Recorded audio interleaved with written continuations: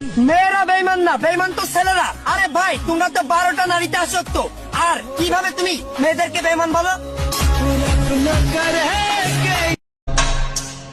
রক্তের সম্পর্ক ছাড়া যদি কেউ তোমার জন্য কেঁদে থাকে, তাহলে তুমি কখনো তাকে হারাতে দিও না, কারণ এমন মানুষ সবার ভাগ্যে থাকে না।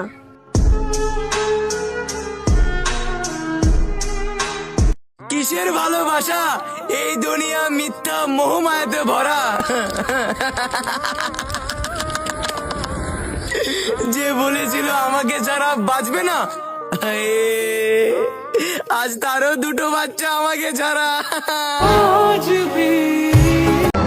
বেঈমান যদি মেয়েরাই করে, তাহলে পুরুষ ঠকে গিয়ে কেন অন্য নারীর প্রেমে পড়ে?